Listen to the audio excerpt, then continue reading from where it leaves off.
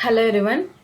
In this video, we'll be seeing about the second half of the module 3, that is refrigeration. So refrigeration, we'll be seeing about what is refrigeration, what are the applications and how it works. So first, let's get into the PPT. So the introduction, the refrigeration means it is a process of continuously removing a heat from a substance and maintaining the temperature or for the room temperature or below that of a room temperature. So here the heat has to be continuously removed in order to maintain this, and this process is called as the refrigeration. In other words, it is means human made, that is artificial cooling, human made cooling. So if you take about the applications, we can see the main application is about the food industry to preserve the food for longer time. So whatever, either it may be a household items, or if in a factory, if you want to preserve a food for a longer time, then we are using this refrigeration system.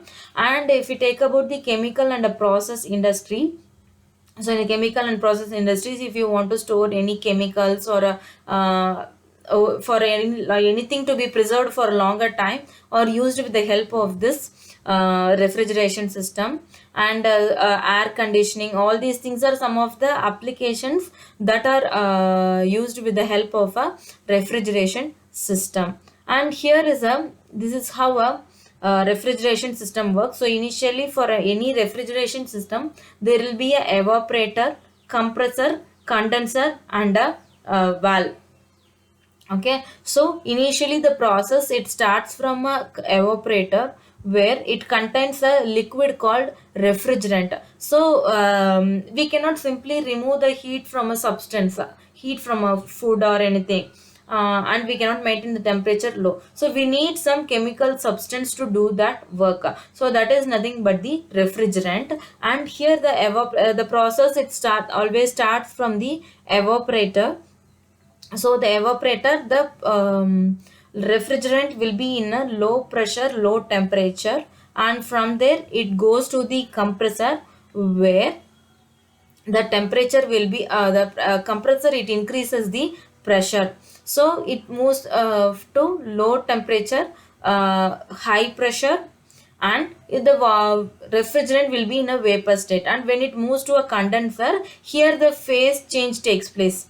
So phase change is nothing but it will be in a vapor state when it is starting from an evaporator. Even in compressor also it will be in a vapor state, but when it reaches the condenser, it will be in a it will be converted from a vapor state to a liquid state.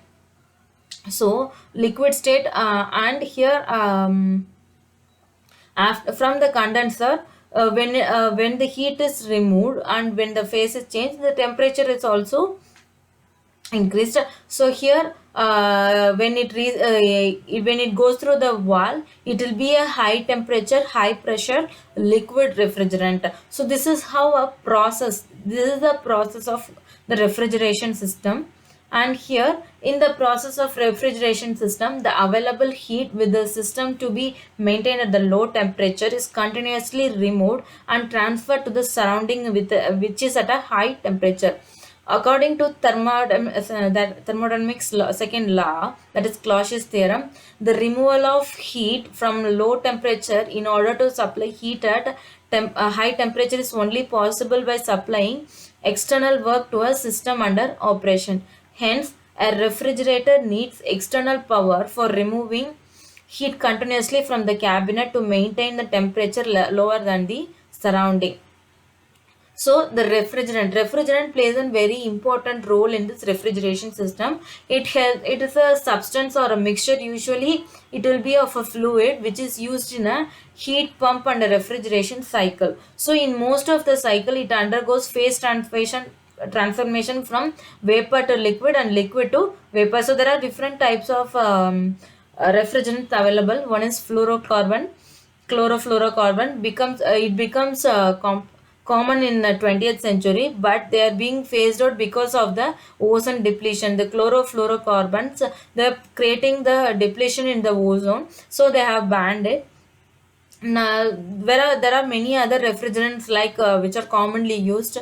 One is ammonia, sulfur dioxide, non-halogenated hydrocarbons, propanes, etc. So these are some of the refrigerants that are used. So these are some of the properties of a refrigerant. So if we need a good refrigerant, these are the properties to be possessed by a refrigerant. So if you take about the thermodynamic, that is the heat properties, it should have a low boiling point, low freezing point, high latent heat of vaporization, and high critical temperature. If we take about the physical property, it should have a low viscosity, low liquid specific heat, low specific volume, and a high thermal conductivity.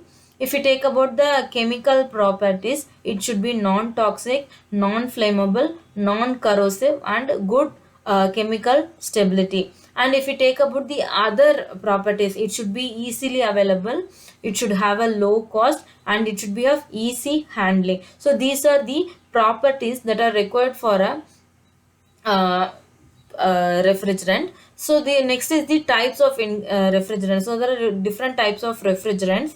One is ammonia, which is also mentioned as R717. It is an attractive refrigerant alternative. It has been used in refrigeration since 1840 and in vapor compression since 1860. In terms of its properties, it should be considered as a high class refrigerant. However, although it is a self-alternating gas, it can leak easily by be detected by the smell. So when it is leaking, it can be easily detected because of the smell. It is very hazardous, and it also causes panic.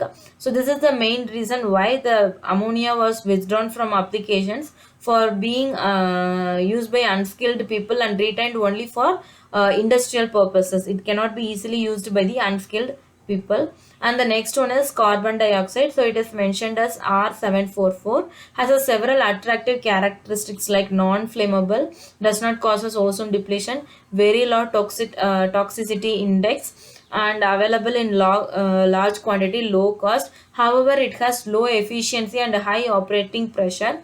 For two later reasons, the carbon dioxide is not much easily familiarly used. The next is the hydrofluorocarbon. So these are it doesn't contain chlorine and are not harmful to the ozone layer. However, their impact on global warming is very large compared with the traditional refrigerants. So these are the types of refrigerants and their properties and the working of a refrigeration system. Thank you.